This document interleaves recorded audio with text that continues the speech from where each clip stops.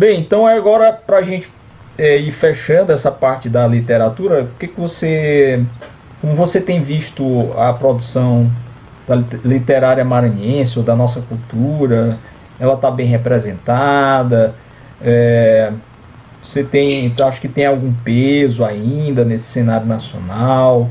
Nós ainda temos lata para vender, nós ainda temos Sim, coisas claro. boas para produzir aí. Engraçado, Rogério, que o nosso estado, o Maranhão, ele traz consigo a marca constitutiva do Brasil. O Maranhão é um dos estados mais antigos do Brasil.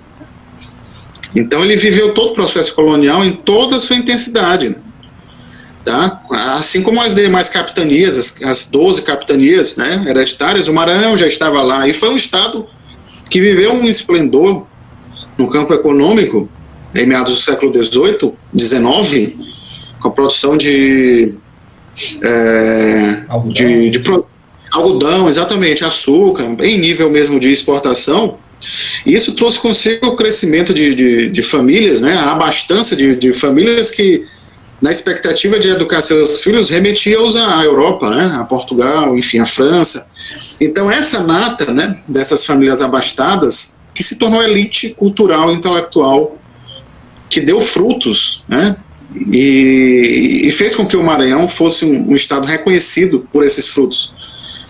Então o período da ascensão literária, cultural e intelectual do Maranhão está associado também a um período de expansão econômica, que a proporção que declina traz consigo o seu efeito natural, que é o declínio ou a decadência em âmbito igualmente cultural e intelectual. E esse processo de declínio, ela trouxe consigo um aditivo, que é uma espécie de nostalgia, de uma saudosa reevocação àquilo que perdemos. E essa sensação se demora ainda nos últimos 100 anos. Você percebe que os literatos maranhenses tentam a todo custo reafirmar essa condição da Atenas, né? Dessa Atenas. Na verdade, Ivan, eu vou mais longe. A minha posição, meu olhar sobre isso aí, é que nós ainda não nos desvencilhamos desse mito, né? Ou dessa condição aí de... Exatamente. Ainda não nos desvencilhamos, ainda continuamos atrelados muito a isso. Com o que há de bom em estar atrelado a isso, e com o que há de mal em estar atrelado a isso. Exatamente, com certeza. E engraçado que a primeira pessoa a me fazer perceber isso foi Nauro, que ele tem um poema sobre Troia, que depois é que eu fui... A própria Arlete me explicou a sutileza do poema, e eu disse, realmente, cara, Nauro tá certo aqui com isso, né? Porque é como se dissesse, nós somos a Troia arruinada. Nós estamos entre escombros, entre ruínas. E estando entre esses escombros, há aquela tentativa de, voltando ao Baumgarten do objeto ausente, adorná-lo com certa pureza corrompida. E bem sabemos que, como falava há pouco da história da consciência, que vai se constituindo, a marcha também é progressiva. É necessário ter um pé na tradição, mas é também necessário caminhar, pô. E o apego dos literatos maranhenses, nos últimos, sei lá, 50 anos, 100 anos, é de se voltar ao passado. É muito forte esse vínculo, esse laço aí, né? Exato, e gozar disso permanentemente é como se fosse a revocação, em psicanálise, do gozo proibido. Isso. Então isso confina o indivíduo numa infância permanente, pô. Então esse que é o grande lance. Agora, no que diz respeito à produção recente...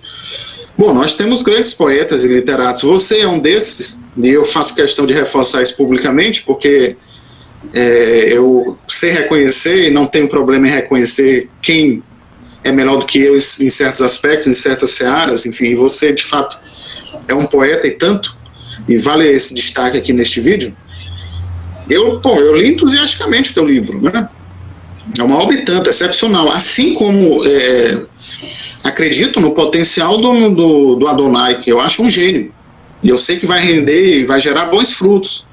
Ainda está em processo de constituição, mas vai gerar bons frutos. Ele já é um gênio no campo dos ensaios, da prosa poética e na poesia também, mas eu sei que ainda vai vir coisas ainda muito Legal. mais excepcionais.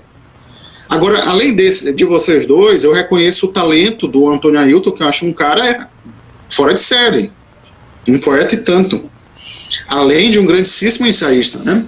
Verdade.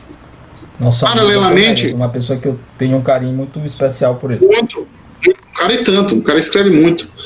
Além desse, por exemplo, eu reconheço o valor literário do Ricardo Leão, que eu acho um cara que, pô, a poesia dele é muito inventiva. Eu acho que a poesia dele aponta como uma espécie de farol para as possibilidades do fazer literário dentro desse contexto maranhense. Então eu percebo que ele transgride, né, essa forma nostálgica própria da poesia ou da literatura maranhense dos últimos anos. Eu percebo que ele escapa e ele aponta como um farol.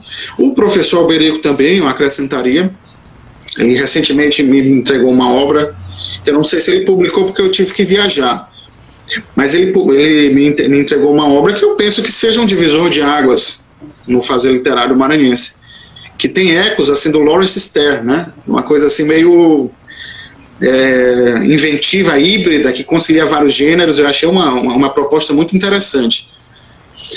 E recentemente, né, vale considerar que eu tenho estudado um historiador maranhense chamado Carlos de Lima. Também tenho me entusiasmado com o estudo acerca da história do Maranhão, lida através de uma obra deles do mesmo nome, né, a História do Maranhão, acerca da colônia, e tem me entusiasmado muito. Afora isso, eu penso que um celeiro de grande produção poética era o Gueza Errante. Ele revelou muita coisa interessante. Sim. Eu penso que o próprio Celso Borges transitou pelo Gueza e tem uma ou duas obras assim extremamente excepcionais, tá? Enfim, é basicamente isso. Mas aí você ressalta aí uma outra questão também que era importante, né? Esses suplementos culturais, né? Isso que está faz falta pra caramba, cara. Faz muita falta, né? Nos jornais, tá? Inclusive os grandes jornais brasileiros também estão nessa mesma tendência, os cadernos culturais, aquele caderno de domingo, né? Aquele da Folha, né? Que era um negocinho absurdo, você ia ver as últimas tendências, estavam tudo lá, filosofia, história, isso aqui, e cada vez menos, né? Então, e aqui também com o Gueza, que foi importantíssimo, né? Então, uma pena, né? A gente tem... Isso traz e desencadeia um prejuízo intelectual que compromete toda uma geração. Você não tem fertilizado uma geração de potenciais leitores e intelectuais. Então, você, nesse processo de escassez, é como se houvesse uma consequente desertificação de mentes. E isso é um problema, terrível, é terrível. Exatamente, é uma consequência em âmbito intelectual, espiritual, na própria constituição do nosso ethos, do nosso modo de ser. Sim, sim.